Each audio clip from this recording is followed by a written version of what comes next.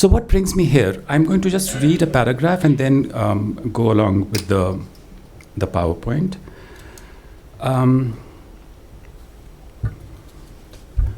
In this paper, I'm going to ostensibly talk of Bhabha, which, as most of you know, is an integral part of Indian dance. But I'm actually going to be talking of how the idea of Bhabha, the idea of dance, the idea of India kind of work in tandem. So these are ideas: the idea of India, the idea of dance, the idea of yoga, the idea of the body, the idea of aesthetics. So I'm making a distinction between, say, the body and the idea of the body. And we all live by the idea of the body, and it's a practice indeed to break away from the idea and come into the body, to be embodied, so to speak. So I'm trying to create those distinctions, and this exercise is an exercise in sifting something that you feel is essential, and I could use the word juicy and live, from something that is just pedantic. So what we see today is just a relatively more regressed, I'm talking of the times today, the times that we live in today, which many of us are troubled by. So what we see today is just a relatively more regressed version of a mold that was actually reconfigured in the 19th century. But it's actually a result, and it's actually, and this mold is actually not, like many people say, before colonization, things were kind of okay. Things were not okay.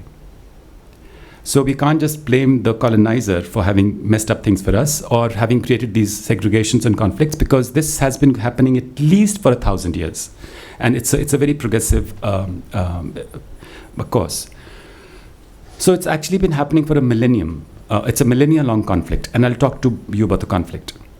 One of the main differences being that over the last century and a half, that this conflict has been swallowed almost, as the alternative voices have been virtually obliterated, wiped out of history, and what we are left with is a one-size-fits-all monolithic model which is categorically unambiguous. I tend to believe that the liberal voice is not just only a casualty of our present times, but a post-colonial phenomena in India. This paper will attempt to illustrate how Bhabha, an ostensibly harmless aesthetic concept, is plugged into this whole idea of an unambiguous India by designating it an unequivocal definition. So, to talk about Bhabha, I have to kind of jump around various philosophical discourses, and I begin with two big ones, Sankhya and Panini. Sankhya and Vyakaran. Can we have the lights off, please? Aapko nazar aa raha hai yahan se? Thank you. So, a very short, and I'm going to make it very quick. So, I'm talking of Sankhya and Panini. Now, Sankhya is India's what we call, I would say, nodal philosophy. Almost everything is based on that, and it's basically, if I just tell you in one short word, it's a process of first of all, there is no God in Sankhya. There is no external entity. So the material cause of nature or the universe is nature itself. It's called Pradhan. So it's like the vibrancy of nature, of matter, not even nature, matter, that is the origin of the universe. Similarly, Panini is, as we know, he is the Chomsky calls him the genius of the first grammarian, actually, the Sanskrit grammarian. And what Panini does is, so where Sankhya bases everything on Pradhan, or what they call Sat, it's called Satkarvad.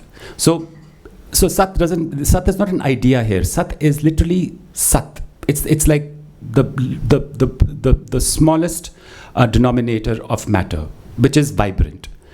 So uske upar Satkarvad hai. The whole universe is based on that matter. It's material. It's not an idea.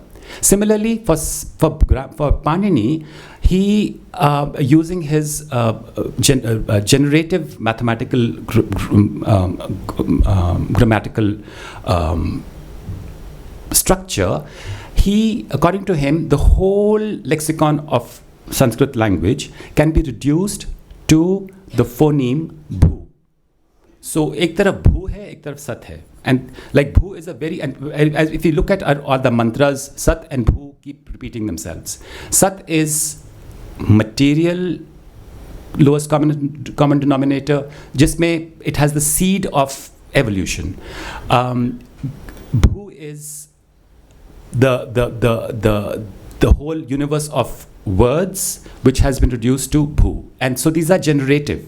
With Sankhya, what it Sankhya is based is a theory of causation. So it is a play between cause and effect. So it's a constant play between cause and effect. So Bhava and Rasa are actually within that Sankhya model. कि एक नाचता है, दूसरे को रस आता है. हाँ, इसको रस आता है, तो इसका भाव बढ़ता है. So it's like this constant thing, and I'll talk a little bit more about it.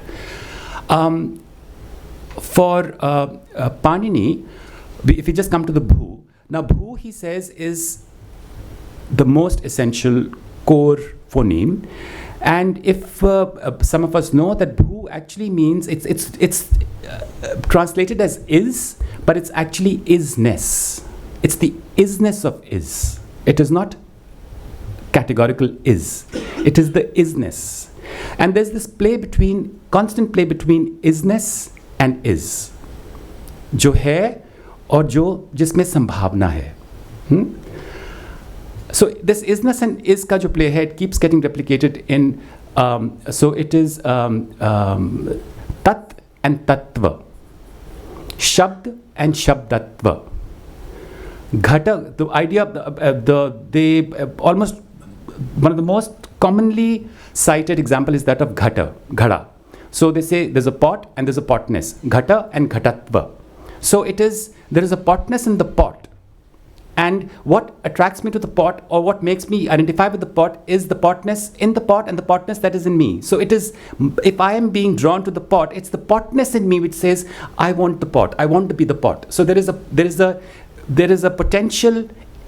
So it's the isness of both me and the pot that makes us come together on a different plane, or not on the material plane, but on a different plane. And yet it is found in material. It is not an idea. ये सबसे ज़रूरी बात है कि ये idea नहीं है. ये मतलब जड़ है in material. Either it's the word or it's the matter. And so whereas the is concrete, the isness is not concrete. It's porous. Usme it is so to speak vague. It doesn't have a boundary. It is pervasive. There's a pervasion in it. The whole idea कि उसकी कोई boundary नहीं है, वो फैल जाती है, और जब फैलती है तो सारे कमरे का, अगर मैं नाचता हूँ तो सारे कमरे का माहौल बदल जाता है, because मैंने कोई चीज़ फैला दी और आप फैलने में शामिल हो गए हैं, right? So now this vagueness is given a value. This vagueness is valued in the Indian systems, and it's across the board. It is valued. It is not that one school values it and other doesn't. हमारे में people say that there are Shad Darshanas, there are 6 Darshanas, but that is actually wrong. There are 16 Darshanas. It's only a Vedantic point of view that they have reduced them to 6. There are actually 16, and all 16 believe in value the isness. And I'm just going to read a little quote from Betty Hyman, who says, "The non-distinct is the non-limited, and as such, the unrestricted by positive, and as such, it is unrestricted by both positive or negative specifications." So there is no moral value to it, so to speak. उसमें जो हमारी values हैं, वो उस पे apply, negative and positive apply नहीं करती. वो उसको जैसे हम बोलते हैं सम पे है. Sum is a very important prefix, as we know. उसमें sum है. It is equal. It has fallen equally in all dimensions. Or the other, and then she says, in all Indian systems, even in the realistic systems of Nyaya Visheshika, the final goal of liberation is expressed not as Shrestha, a very important word. As dancers, कोई classical dancers बैठा है तो आपको पता है कि श्रेष्ठ बनना कितना ज़रूरी होता है हमारे लिए. Not as Shrestha, but as Nishresaya, or the one that is breaking up and breaking away from all notions of comparison. So उसमें कोई value नहीं रहती. It's free from the grid of evaluation, so to speak. Bhu जो है, The interesting part of bhu is that bhu is an action noun. वो ना ये है, ना वो noun है, ना वो verb है, and दोनों है. And that's what makes it so that's the base of our ambiguity. You know, it is not categorical. When we come to bhava, bhava also comes out of bhu. So bha plus va. And जो bha है, वो भी, जो bhava है, वो भी action noun है. And this is actually, so that means कि fundamentally it is fluid. It is unfixable. Because whether it's a noun or it's a verb, or when it's a noun, when it's a verb, is something that we cannot determine. And within that lies the beauty of it, the profundity of it, and the immense infinite possibilities. Because इसका तो घर बार ही नहीं है कोई. So घर बार नहीं है, तो that means सारा आसमान इसका है. Bhava is also an evolute of Sat. Just to kind of give you this thing on the side. Now, bhava jo hai, as dancers, bhava is the most integral part. हमें सिखाया जाता है कि भाव कैसे करना है, right? And I'll just tell you how this thing works. So bhava is something, I mean, when they explain to us as students कि आपने भाव करना है, तो भाव का मतलब क्या है? So the conventional definition that they give us, and it's a very kind of a cursory way in which things are explained, that there is a condition within me, that's bhava, that's bhav, and this bhav is I'm sorry, I have to just go back. So bha is to appear or to shine. So there is something within me which exists and it has yet not appeared. Light has not fallen on it yet, but it exists. There is a condition within me, the bha, जिससे मैं भरा हुआ हूँ, literally भरा. मैं किसी चीज़ से भरा हुआ हूँ. Something is filling me, but that fullness has not spilled over yet, so to speak. So it's not brimming yet. So that is the bha, and va is the agent, the suffix, which actually pulls it out. So मेरा जो भरापन है, उसको जो बाहर खींच के लेके आती है, it harnesses it, it provokes it. So va is to go, to blow, or to strike. Bha is to appear or to shine, and va is to go, to blow, or to strike. So there is this condition within me which has to be externalized. That's the basic of bhava. And to externalize this, I can first, as a student, simulate this. कि if I have to say I love you, I would just simulate this, that I would say मेरे यहाँ से चीज़ यहाँ तक जा रही है, मेरा दिल बाहर निकल रहा है, so this is expressing love. So I'm just simulating this. I don't feel it yet. I'm yet too much of a novice to feel anything, yes, but I am expressing the thing, and my heart is going to you, oh beautiful Krishna, right? So this is called anubhava. कि जिससे मैं मतलब इसकी बनत बना रहा हूँ. I am. So this is going anu, along with the bhava. It is going to demonstrate, to illustrate the bhava. So this is the language, so to speak. Anubhava is the structure, a recognizable structure through which I will transmit. The other is the more interesting, which not more interesting, but actually no, very interesting, is the vibhava. So अगर मेरे अंदर, the whole thing of bhava is that bhava is a condition, but for it to come out, it needs a cause. वो अपने आप नहीं आएगा. It needs to be elicited. I need something to stimulate me, provoke me, trigger me, excite me from the outside to bring this out. And that is called vibhava. So vibhava, like if the bhava, the sthai bhava that I have to create is that of love, then I have to have a lover, an imagined lover, who will let that heart pour out to me. So I can't just sit there and just pour out love in a vacuum. I need a reason, a purpose, a motivation, so to speak.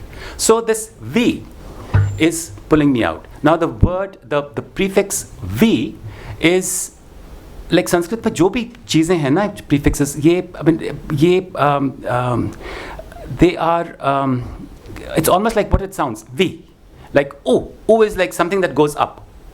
Ullas, Utsa, So all the upward things are U, and all the pervasive things are V.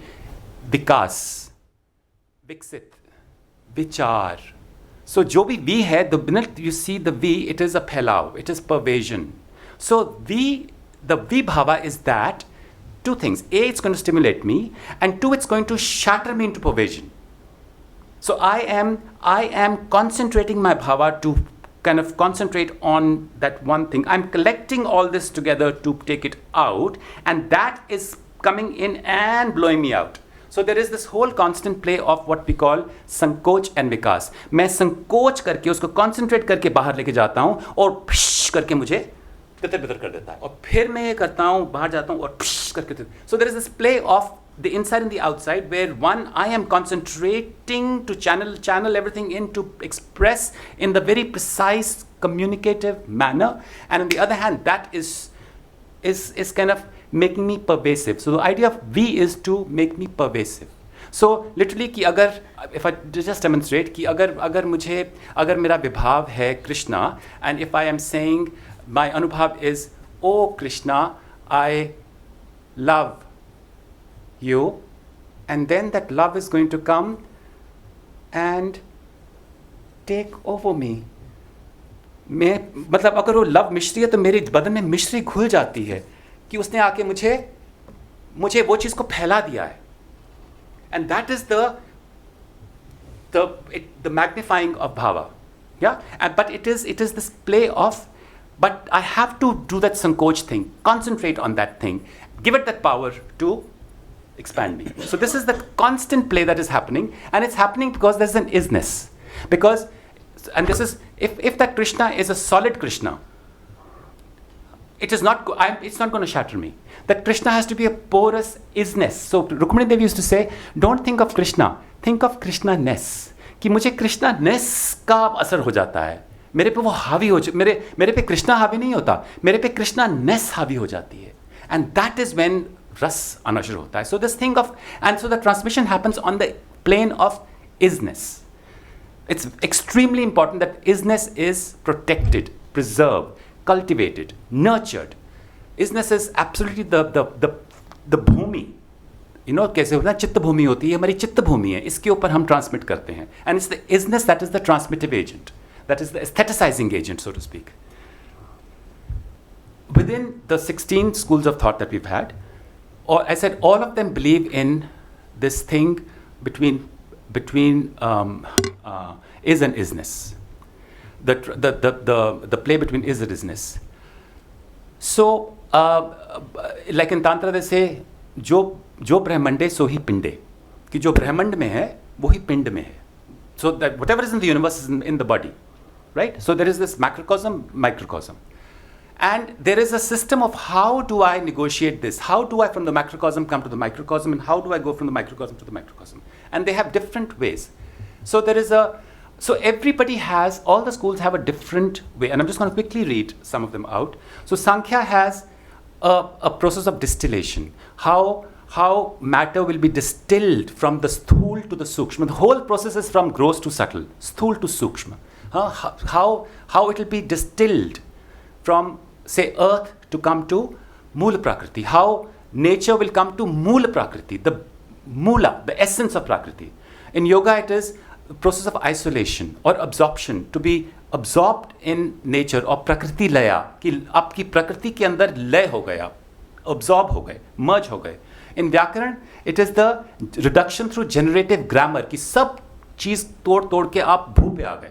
In Mimamsa, it is transcending through Shabda, the Vedic Shabda. In Nyaya, it's decomposing reasoning through Vitarka. In Vedanta, it is surrender of Atma, it's surrender, Atma to Paramatma. And in Shaivism, it is consummation, how Shiva and Shakti consummate. So they're all different words, and to say that all of them are the same is blasphemy. Because इनमें इतना विवाद है. अगर वेदांती को कह दो कि मैं भगवान के साथ consummate कर रहा हूँ, तो आपको मंदिर से बाहर निकाल देगा.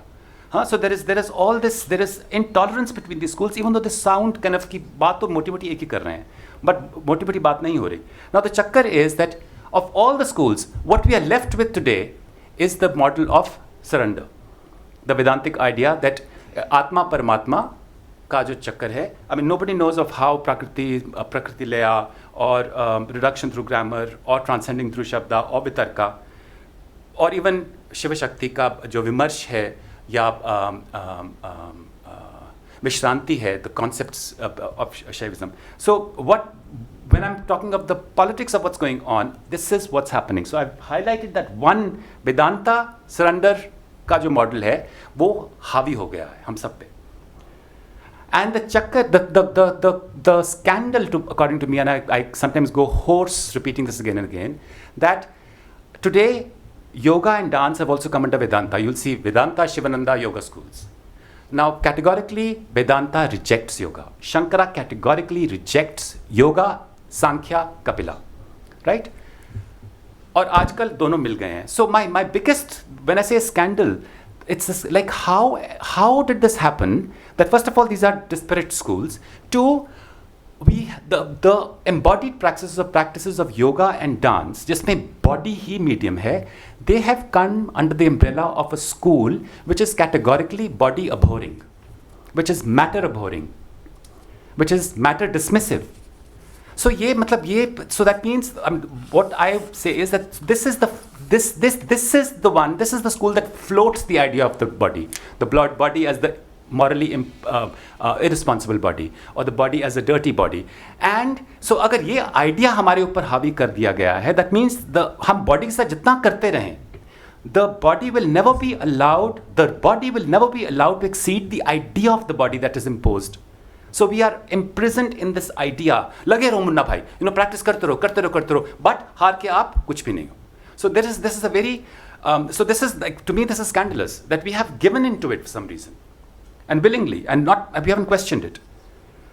So as dance students, now I'm going back to dance and Bhabha, what are we made to believe? And these are things that are, I'm like, if you're a dance student, I'm sure there are some here who go to classical training, like I went to Kalakshetra. अब सुनती बातें होती हैं, and you begin to create a narrative. And so first is कि सब कुछ शास्त्र पे आधारित है. So Shastra is like, this is Shastra. It's Mahan. It's like lofty. And Shastra is coming through seamless history. It came from God, and then बिल्कुल मतलब निरंतर चलता आ रहा है. It's not been questioned. It's not been challenged. It's unquestioned. I mean, you can't question it. And it is there. Shastra is there for the sake of instating dharma. Now, whose dharma? That's a big question. But and it is a model in which we deliver our atma into Paramatma. So this model of Atma Paramatma is like underlined all the time. How will, like, so in fact Chandralekha used to make such fun of this Atma Paramatma, because वो सभी उसमें हो जाता कि I am, so her varnam, her padam, her everything is basically, the thing is that how will I surrender my Atma, my petty Atma to this Paramatma. That's the model.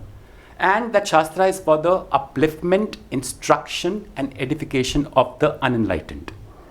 So that's why Navtej Shastra is called the Navtej Veda, the fifth Veda, because इसमें सब वेदों का सारांश है, through which the essence of Vedas will come in and reach the common man.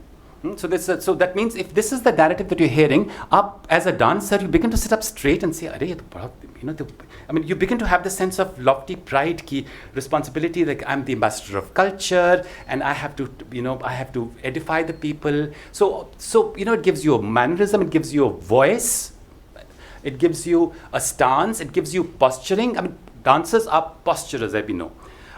But these are not something that you actually begin to buy into it, because it's a very seductive narrative. And when you are young and कि मैं तो बहुत महान धर्म का काम कर रहे हैं भाई, हम सच्ची धर्म का काम कर रहे हैं, this is dharma, and then finally the training, there are many I can keep repeating, and this idea that you have to when you dance, when you present yourself, you have to be the uttama nayaka or the uttama nayaki.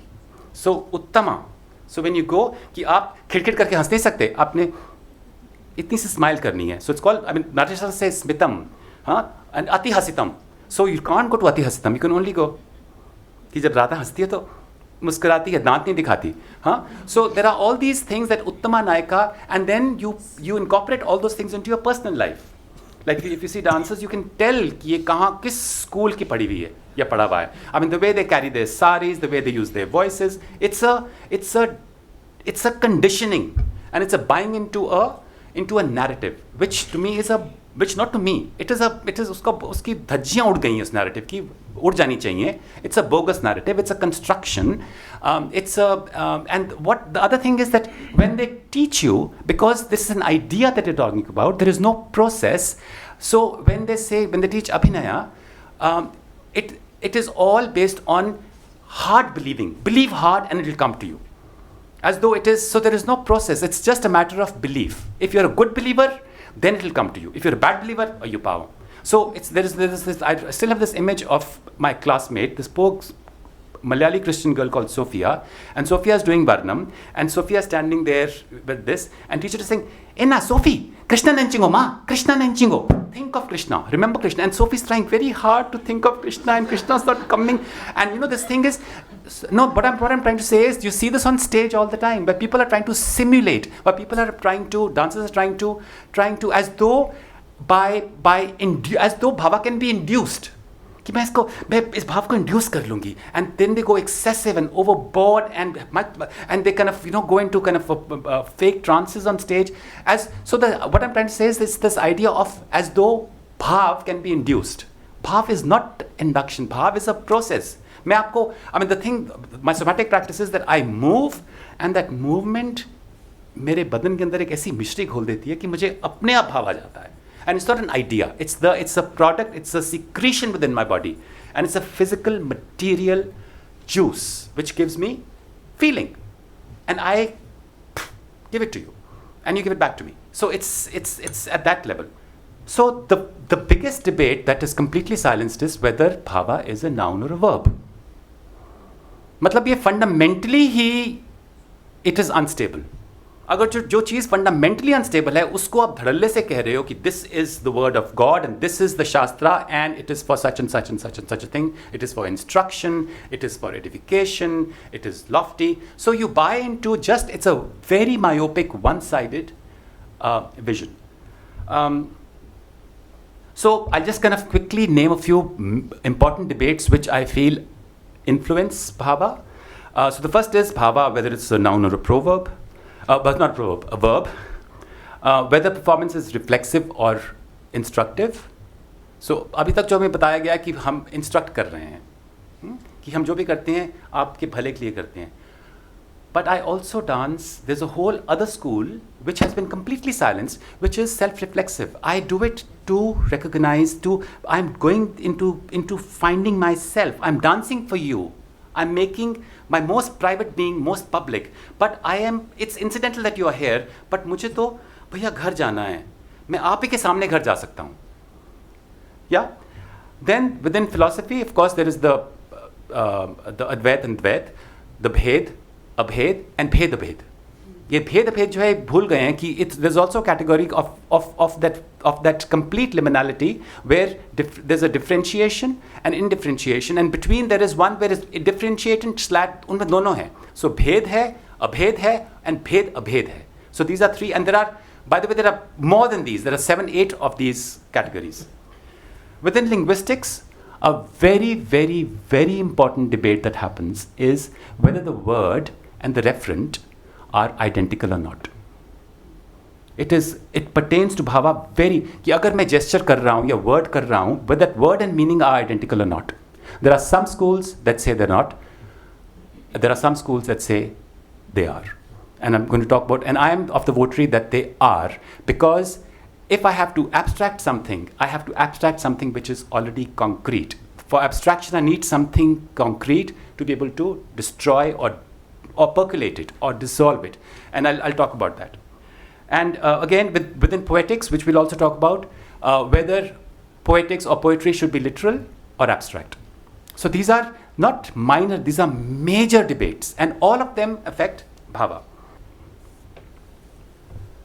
So bhava, if it is verb and noun, it is contentious.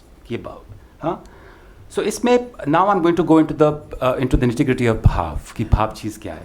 So Patanjali, according to Patanjali, and Patanjali is not this, we don't know, not the same Patanjali of the Yoga Sutras. This is Patanjali of the grammarian, the Mahabhashya. So Patanjali says bhava is that which already exists.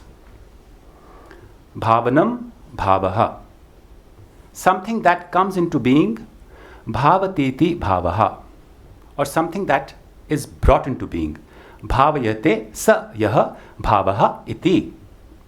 And he says that it has 6 modes. It is born, it changes, it grows, it decays, and it perishes.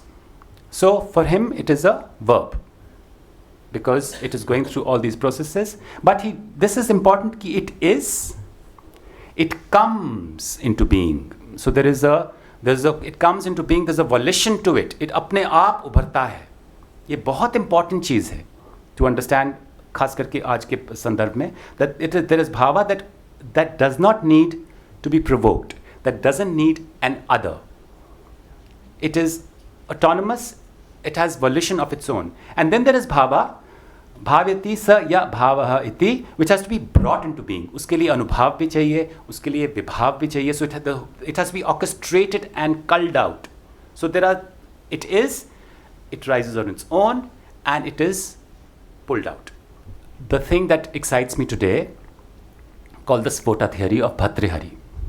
Now, why I'm talking of the Sphota theory is because it is actually, and that's why I am coming here before Mr. Rajendran comes in January, because what has actually, my inquiry into all this started when I started reading the Abhinav Bharati, which is Abhinav Gupta's commentary of the Navtej Shastra, and it's a 10th century text. So Navtej Shastra is in the beginning of the millennium, 2nd century, 3rd century, 4th century, whatever. And the Abhinav Bharati is a 10th century, and it's a tantric Shaiva text. And in that, I will talk about what it does. To me, it is poetic, it is inspiring, it is profound. I find it extremely beautiful. So this is my entry into why I'm coming to Sphota. And so it has a system called, anyways, so that theory is influenced by the Sphota theory. So I'm coming to Sphota for that reason, because Sphota affects Dhwani, Dhwani affects Prathibhya, Prathibhya affects the revision of the Abhinav Bharati, the Navtej Shastra and Bhavan Bharati. So there's a sequence to this. So I'm just basically going to talk about Sphota theory, which will lead to the other theories that we're going to talk about as the year progresses.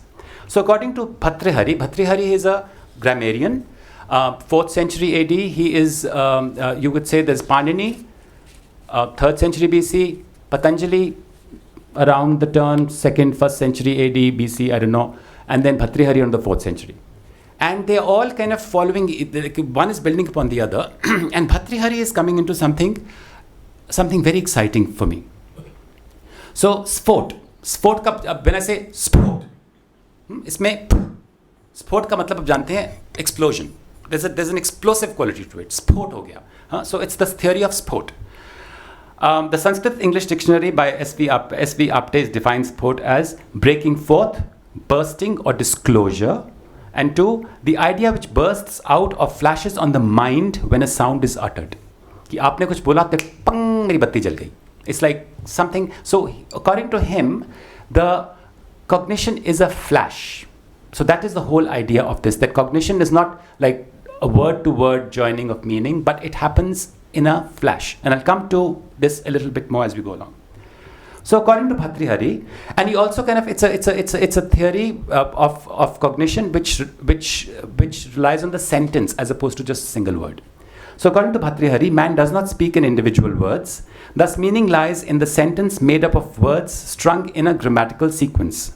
However, the sentence is not the sum total of its words. Its intended meaning is more or less than what is stated. And that intended meaning is grasped in a flash. It is not clumsily cognized by stringing together the sentence word for word, but is abstracted or literally snapped out of the sentence to reveal itself like a flash in the mind of both the speaker and subsequently the listener. It is a flash moment into which are indivisibly locked the need or desire to denote a certain something, and the signifying words or images that denote that something. This is how I think. It's a volatile liveliness of speech. So sport is not, it's not like, it's language that is dying to language itself. Thus, within this, speech is neither functional, it's not functional, it is not compositional or circumstantial, but a compulsion. And within the Indian context, this compulsion is very clearly described and understood, hopefully, because all the schools, except from the 16 schools, except from Charvak, they all believe in transmigration. So when a child is born with a text. And this text is dying for language. There's a compulsion to give this text a language. So there is this compulsion to grab language, to grab word. It's not a circumstantial ki bacha seekh jayega. So it's not a dull affair. It's a snappy affair. It's a flashy affair. Because there is this compulsion, this drive to give text, to give word or language to this text. So this is what I call the internalist. It's like it's dealing with not the content but the impulse of speech. The other school, the externalist school would be the Mimamsikas and the Nyaya Visheshikas, and for them meaning is a conventional product of the summation of the word meanings.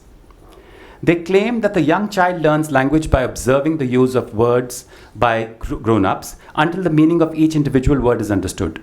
These philosophies conceive the sentence meaning or the complete thought as resulting from the summation of the individual word meanings. So this is the more conventional thing, jo hum bhi, most of us think that, bacha. So this whole thing of when they teach us dance, we are told that this is the training model is that of imitation. You imitate the teacher, and one fine day, grace will descend upon you, and you will become the teacher. Yeah, which also works. I'm not kind of dissing that. That's also a very important thing. But this thing कि बच्चा देखते के सीखता है, of course, बच्चा देखते के सीखता है, but बच्चे में सीखने की ज़रूरत भी है. So that is the beauty of it. That it's not so. And what the conventional schools do is, and we do it as parents, as teachers, as performers, that we actually sometimes rob the initiative of learning from the child.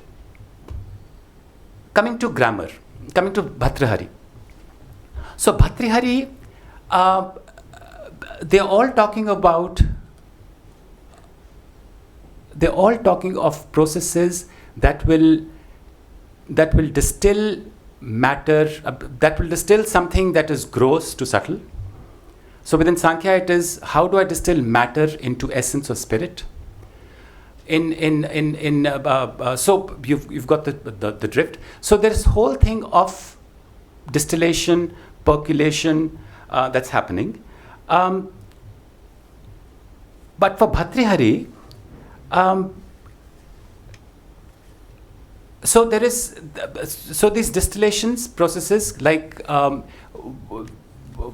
within movement, within Sankhya, the process is from matter to spirit. I've just said that. In speech, in language, the process or the journey is from speech to silence. So this is very important. So the process of the word, the articulated word, and how that articulated word can take you to a state which is called paravak. It is beyond wordness. So, but it's the word that will take me to that paravak. Vak se pare hai. वो बोली भी नहीं जा सकती. Huh? So, within practices of yoga, it is from movement to stillness. So we are going from here. Within time, it is from the moment to eternity.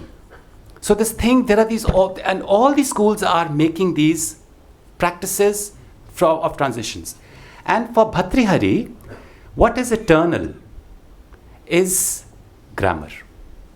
So this is actually one of the most exciting things of what Bhatrihari says, that it is, he says, so Bhatrihari's idea of grammar is inherently perspicuous. It is invested with a hunger for lucidity, which then manifests the language form.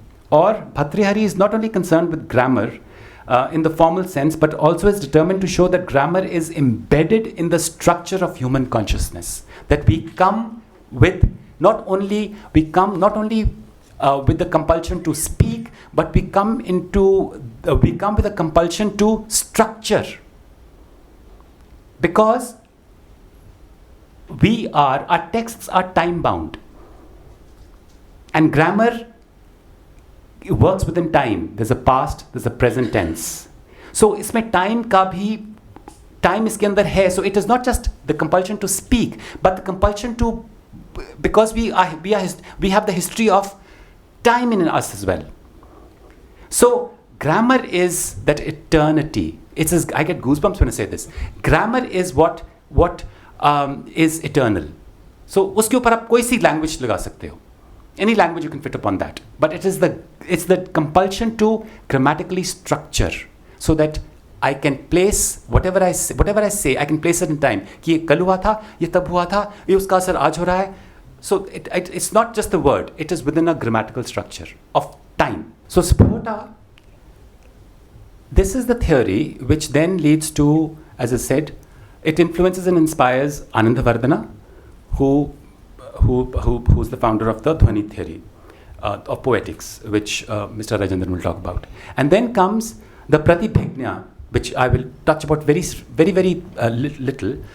So Prathibhya is a theory of is a school of poetics in which the commentary of the Navtej Shastra, the Abhinav Bharati, is within this school, the Prathibhya school.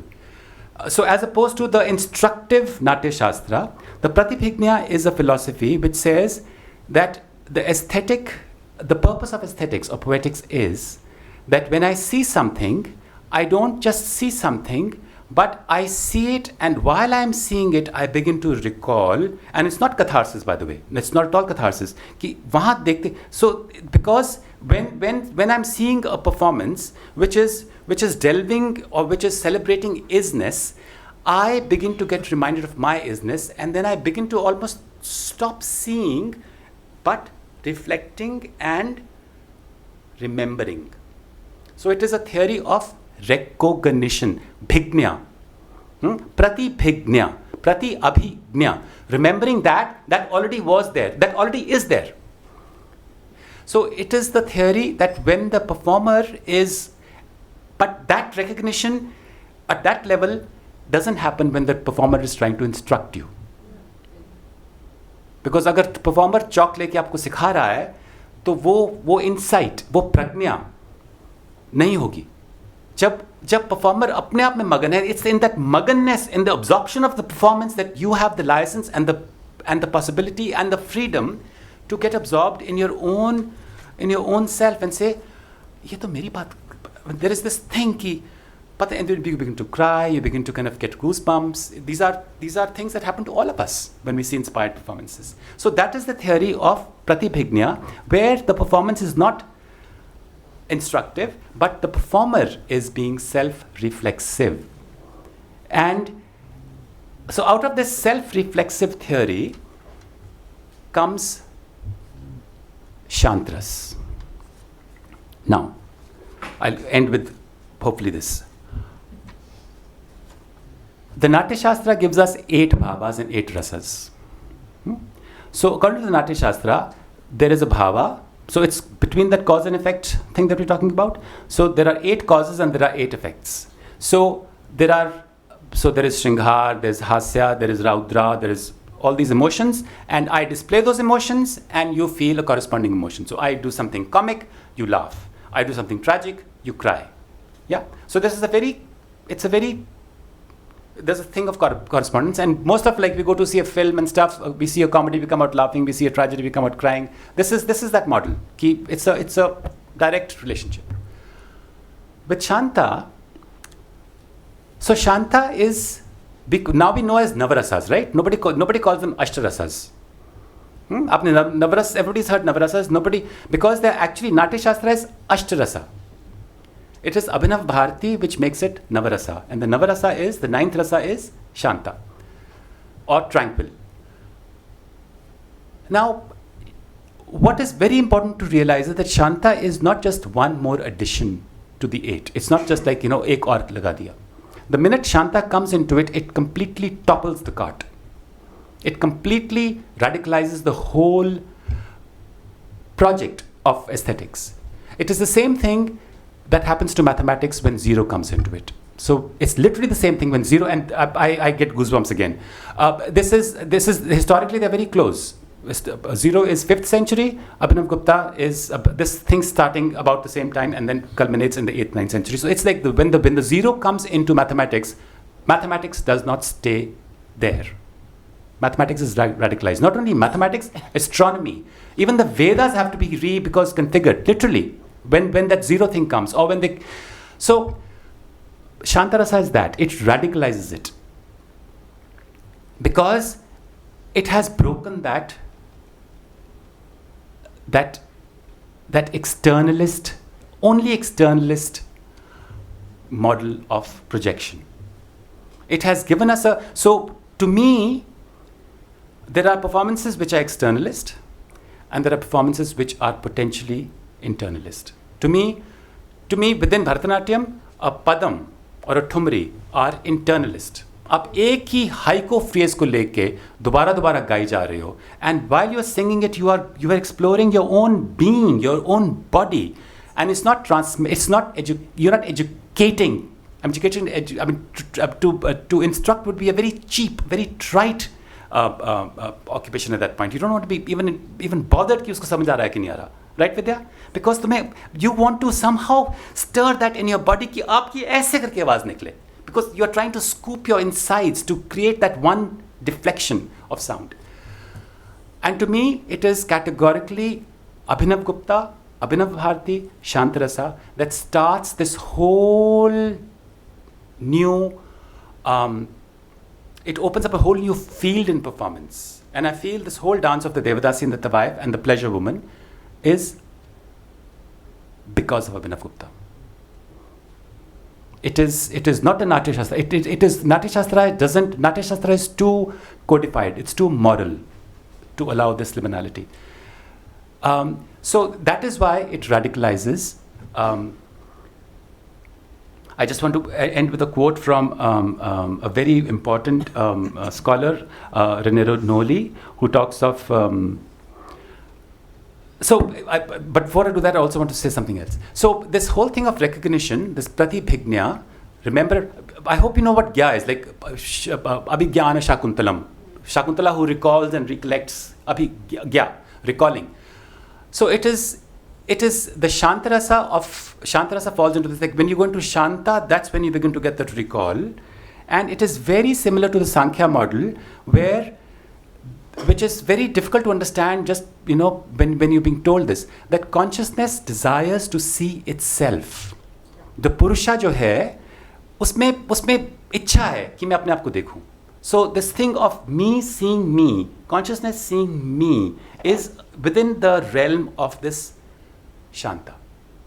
So it's not a novel thing that it is that Abhinav Gupta is talking about, and he actually does admit that it's novel, but he is giving us a system of orchestrating it through aesthetics and poetics. All these things of how word can reach silence, how movement can reach stillness, how time can reach eternity. Iske pe aadhar pe, he's giving us this. So, Noli says, rasa is not a thing in itself, formed previous to the act of consciousness by which it is perceived, but the consciousness itself, which freed from external interference and from all practical desires, becomes rasa or aesthetic consciousness. So it's an aesthetic consciousness. So, this idea of aesthetic consciousness is a very, very beautiful thing for me, because according to Abhinav Gupta and the Tantra school, spirituality is inherently poetic. It is uski nature hi poetry hai, because it is distillation, it is abstraction, It is not codification, categorization. It is, in fact, all those are antithetic to spirituality. It's that celebration and release of isness. कि जब सब कुछ is हो जाता है. Yeah, kha is the word. Khechari.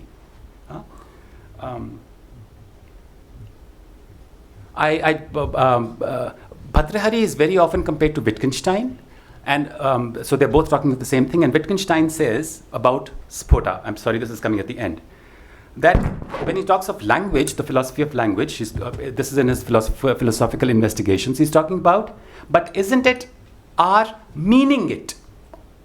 Meaning it. Isn't it our meaning it that gives sense to the sentence? So it is that drive behind कि मुझे किसी ना किसी तरह से इसको जोड़ देना है. Somehow I have to get this across. So if I don't mean it, so there is this behind a sentence which is my desire to mean it. But isn't it our meaning it that gives sense to the sentence? How could this be ludicrous?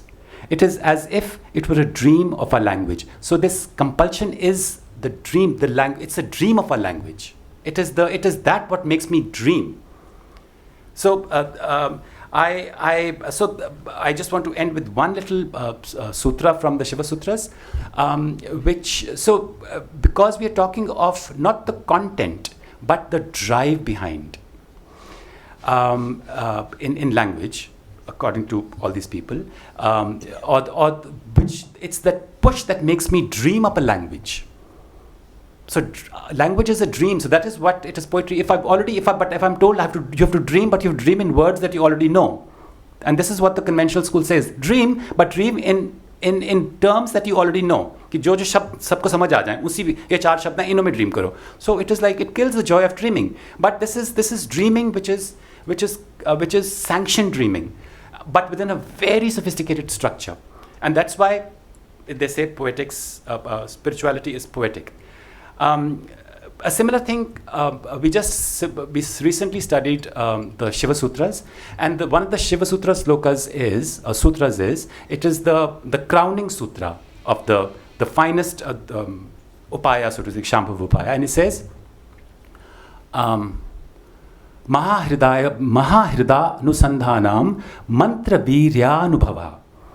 Ki when you reach that highest state, you experience the virya of mantra, the germinating vital power of mantra. And please, it is not talking of mantra rahasya, that aapko mantra ka meaning samajh aa jayega. It's not talking of that. It's talking of that impulse, that virya, that gives the mantra the birth. It's that compulsion. So that means इसमें अगर वीर्य मंत्रा है तो वो क्या है? That requires the knowledge of what you have to give, to a generative structure, a grammatical structure of how will you harness all that into a little seed, and then the desire to give it. Because it's a replicatable thing. You create a mantra formula so that it can be replicated, it can be given. So there's a generosity, there's a love, there's a passion, there's knowledge, there's expertise, there's a vision, there is structure, सब कुछ है इसके अंदर. And so that is what this latter school, the alternative school that I call, is getting to. Not the content of, and not the categorizations of good and bad, pap and punya. These are basically Vedantic preoccupations. Ki pap punya nahi karna. But they are going into the mantra virya, so to speak, the impulse behind expression, which is explosive. And it's the same explosive, it's the same thing which the Gayatri also says, that oh son, give me that intelligence with which you make the seed sprout. So when the seed sprouts, it doesn't sound कि मुझे नहीं जानना, मुझे नहीं उठना. There's a sport in a seed breaks into being. So this is explosive. So that means the seed itself also wants to break. उसको तोड़ा नहीं जाता कि चलो आओ. It's not a lazy seed. It is an excited seed. उसमें वीर्य है. So it is that virya that they're talking about, the vitality underneath. To tie up this whole thing, we are today in troubled times, and it's not an accident. And we have created this. So what I'm trying to say is that, let me just read my own notes if I remember, then I'll... so my biggest grouse is against the reconstructed versions of dance and music that have happened over the last 100 years in this country. And so when dance is reconstructed, Bharatanatyam is made. So what does reconstruction mean? Reconstruction is... Mere paas 5 minutes hai. It's 1 hour ho gaya. But I'm just going to wrap up. Where was I? So reconstruction. So reconstruction, what was the need? What was the compulsion to reconstruct? Because the structure that we had, the dance structure that we had, was suddenly becoming very embarrassing for us. Because the dancer was a pleasure woman associated with the temple, a Devadasi. Similarly, the Hatha Yogi was a wild man who was doing all these sexual experiments with himself or himself. So our embodied practices were both very problematic within the Victorian frame. So we had to somehow say ki bhaiya inse jaan bachao, because I mean my very strong opinion is that till such time that we did not moralize the Devadasi and tame the Hatha Yogi, we could not become a moral nation. We could not become a modern nation. Ye cheez, we had to fix it. Otherwise, we would not find a ground within modernity. So we had, because these were also ambiguous, we had to fix this liminality. So the reconstruction meant that jo ab hum banayenge, that will be tame and moral. So we created very domesticated yoga, very tame yoga, and we made sanctified, sacred, moral, pure, non-sexual dance. Yeah. So this was the thing. So it was a lie. So when we say, so the narrative, so that was the premise, and the narratives that came out of it, that India was a nation that was holy, pure, illustrious. We all know this. The imagining of India, the idea of India, that it was once upon a time, it was pure, it was moral, it was illustrious, it was sab kuch theek thak tha yahan par. Then something happened and something went wrong, and now we shall again put it back together. I'm not making this up, this is the narrative. And our visionaries actually go up there and say, friends, Roman countrymen. Literally in that, so they make clarion calls. Rukmini Devi herself makes these clarion calls. Countrymen, come, let us reinstate the lost glory of our arts to its lofty ideals, which means let's instate it to the Navtej Shastra. And the Navtej Shastra has been recently discovered, by the way. Navtej Shastra is discovered after centuries of being lost in the 1850s. The Yoga Sutras is discovered in the beginning of the 19th century. So Swami Vivekananda takes up the cleansing of yoga through Yoga Sutras, Raja Yoga, and Rukmini Devi says, I will now obliterate all the lived history of the Devadasi because they are corrupt and they are immoral and they are lowly, and I will raise it again to its glory by aligning it to the ideals of the Navtej Shastra. So these are not even narratives. This is the thing. So it is based on this premise of obliterating centuries of lived histories, obliterating the body, and putting upon it the text, and selective text, and text which has lost its complexity because nobody has read it. So when you're reading a text for the first time and you're reading it in isolation, so if I read the Navtej Shastra without knowing what Sankhya is, without knowing what Mimamsa is, without knowing what Nyaya Vyakaran is, without knowing Patanjali, without knowing Vyakaran, how would I know that what Bhava means? That Bhava ke piche bhu bhi hai, that Bhava is an action noun, that Bhava is fluid. I just take it at face value and then preach it at face value and say, this is written in the Shastra and don't you dare mess with it. And that's the message we receive. So basically what I'm trying to say is that there is the imagining of India, the imagining of dance, the imagination of the body, imagining of the body is a construct. It is fabricated in the 19th century, and the liberal reformers whom we adore, and I still adore them, are the ones who constructed this fabrication. So it is basically a lie. A good lie, bad lie, necessary lie, required lie, whatever it is. It is, and it is not just a lie, it's a violence. It is a violence against all those lived practitioners. Like, jo Devadasi ka hashr hua, jo Hatha Yogi ka hashr hua, उनके बारे में, I mean, it's absolutely tragedy. It's a tragic loss of knowledge, right? I mean, we have lost those traditions and beautiful poetic traditions. So this is where we are, and I am a dancer. Bhabha is my medium, and I'm trying to unpack Bhabha to get some semblance of like a foothold in reality, because we have been consumed by an idea, and we are victims of ideas, all of us, unless we make a bold attempt to somehow snap out of it.